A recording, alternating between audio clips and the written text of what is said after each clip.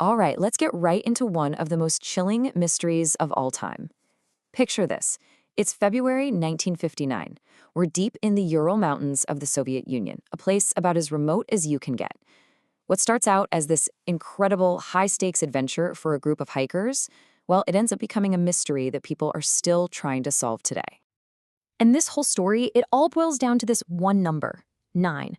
We're talking about 9 incredibly experienced hikers. These aren't amateurs. They're all students or recent grads from a top university. They went out on this epic expedition, and they just never came back. And this is the question that's at the heart of it all.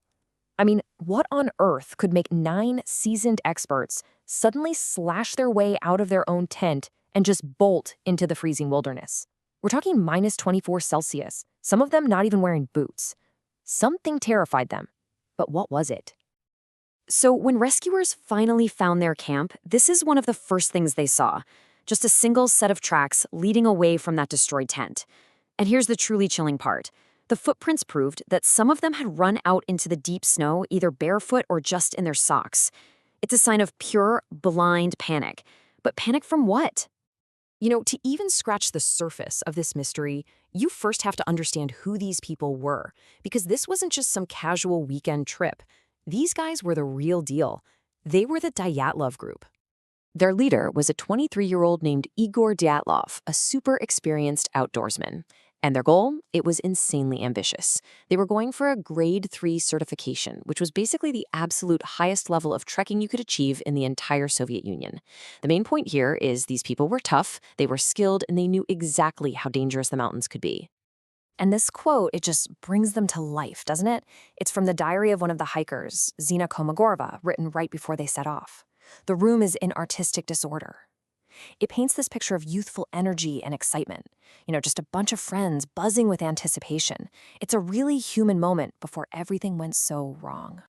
Okay, so let's get back to the scene itself. Because when the search party finally got there weeks later, the clues they found, well, they didn't really provide any answers. If anything, they just made the whole thing 100 times weirder. So this is the puzzle that investigators have been staring at for decades. First, the tent was definitely cut open from the inside. The footprints all led away downhill, but the bodies were found scattered all over the place, some almost a mile away. Then you have the first 2 bodies, found near an old fire, dressed only in their underwear. But here's where it gets truly bizarre. The last 4 bodies, found months later, buried in the snow, had these horrific internal injuries. We're talking crushed ribs, fractured skulls, but with almost no external wounds.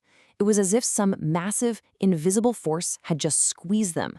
Any theory, any explanation has to account for all of these strange facts. So where do you even begin trying to explain this? Well, one of the first major scientific theories is pretty wild.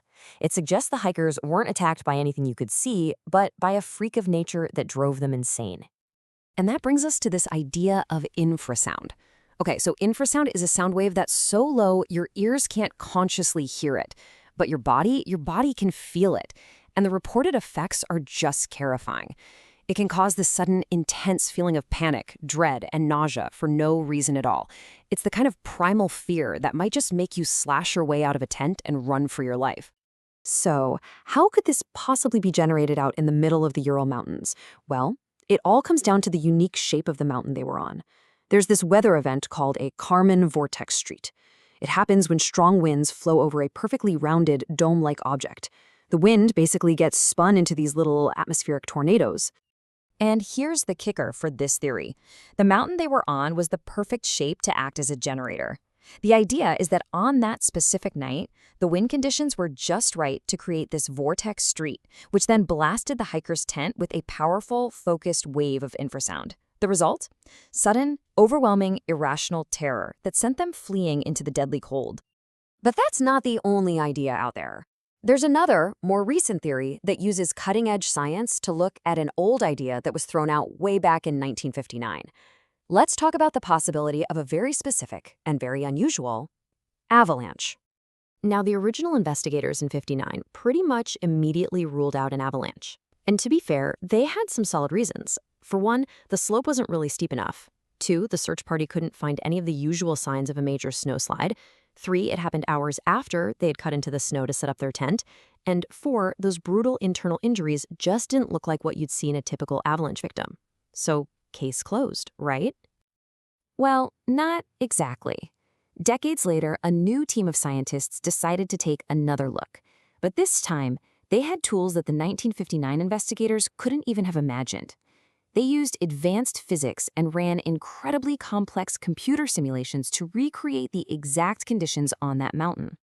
And here's a twist you probably didn't see coming. To figure this out, the scientists actually used modeling technology that was inspired by the snow animation from, get this, Disney's Frozen. No joke. And what their models showed was that a very particular kind of avalanche, called a slab avalanche, wasn't just possible. It was actually pretty likely. Okay, so here's the key. This wouldn't have been some huge dramatic avalanche. Instead, we're talking about a small but very dense and heavy slab of snow. The hikers had unknowingly cut into it when they set up their tent. Hours later, as the wind and temperature changed, that slab broke free and slid down right on top of them.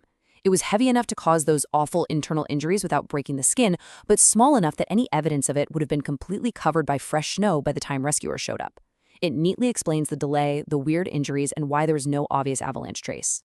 So even with these really compelling scientific theories, there's a reason the Dyatlov Pass incident remains this powerful, unsolved enigma. The bare facts of what happened are just as haunting today as they were all those years ago. And this timeline really puts the tragedy into perspective. They start their journey in late January, full of hope. Then, the night of February 1st, something terrible happens. It takes almost an entire month for anyone to even find their abandoned campsite. And it's not until May, as the snow begins to melt, that the last of the hikers are finally found. And that really is the final question, isn't it? We have incredible science, powerful simulations, and theories that seem to tick all the boxes. But at the end of the day, with no survivors to tell the tale, can we ever know for sure? The Dyatlov Pass incident is this profound reminder that some places in the world still hold secrets and that some questions might just be left unanswered, echoing in the mountains forever.